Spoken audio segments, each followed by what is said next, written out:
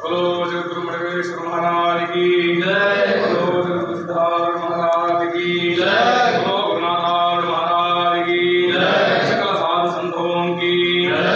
हरे नमः पार्वती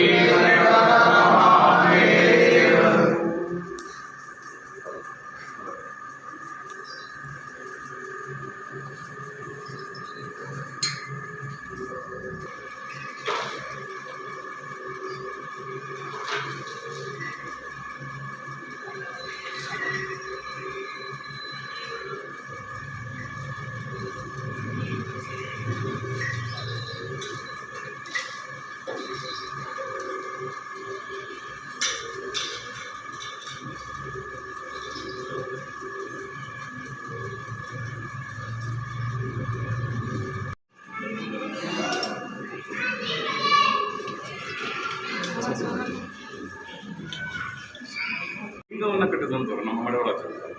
ಅವರು ಶಿವ ಸ್ವರೂಪಕ್ಕೆ ಬಂದಾಗ ಈ ತತ್ವ ಯಾಕೆ ಬರುತ್ತೆ ಅಂತ ಹೇಳಿದ್ರೆ, ನೀವು ಮಹಾಕಾಳಿಯನ್ನು ನೋಡಿರಬಹುದು.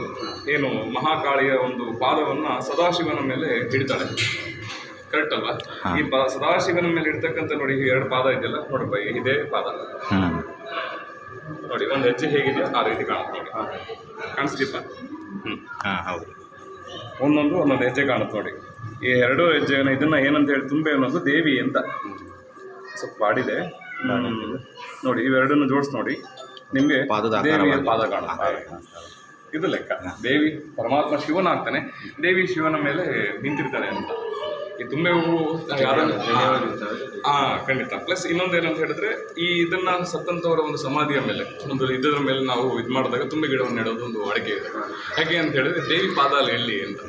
ಗುರುಲಿಂಗ ಜಂಗಮರ ಗುರುವನ ಪಾದ ಇರೋದು ಒಂದು ಲೆಕ್ಕ, ಆದರೆ ತುಂಬೆ ಗಿಡ ಇಟ್ಟು ದೇವಿ ಪಾದನ ಇಟ್ಟು ಮೋಕ್ಷ ಆಗಲಿ ಅಂತ.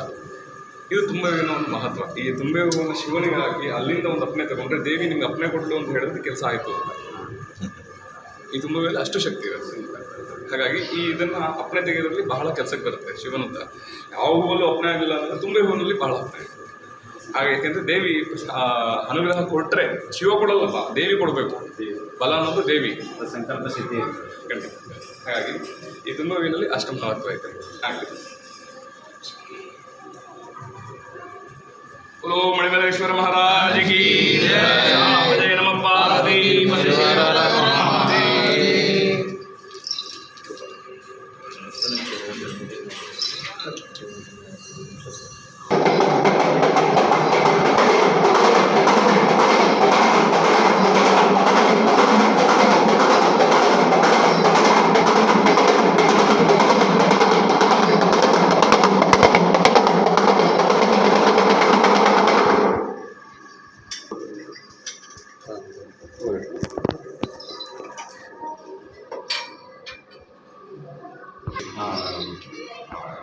ಏನು ನೀವು ಅನುಷ್ಠಾನ ಮಾಡ್ಕೊಂಡಿರ್ತೀರ. ಒಂದ್ಸರಿ ಅಜನ ತಂದು ಒಂದು ವಿಶೇಷ ಕಬರ್ಸದಲ್ಲಿ ಪೂಜೆ ಮುಗಿಸಿ ಆಮೇಲೆ ಅಜನ ಅಭಿಷೇಕ ಇಲ್ಲಿಂದ ಅವರೇ ಹೋಗ್ತಾರೆ. ನಂದು ಇಷ್ಟೇ ಕೆಲಸ. ಕೇಂದ್ರ ಆಶೀರ್ವಾದ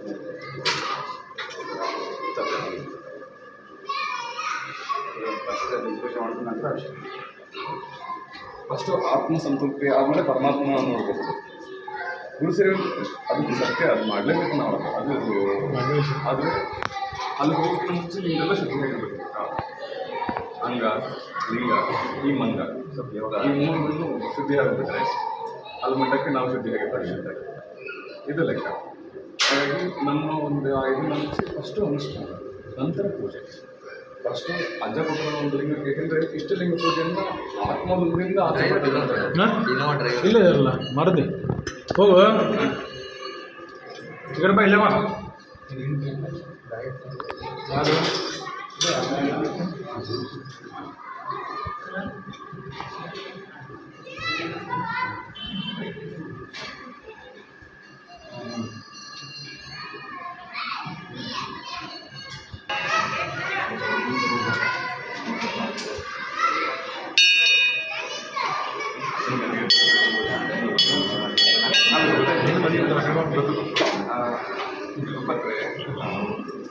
ಸಿದ್ದಾವಣ ಮತ್ತೆ ಬಂತಲ್ಲ ಪತ್ರ ಅಲ್ಲಿಂದ ಹಾಕುವಂತ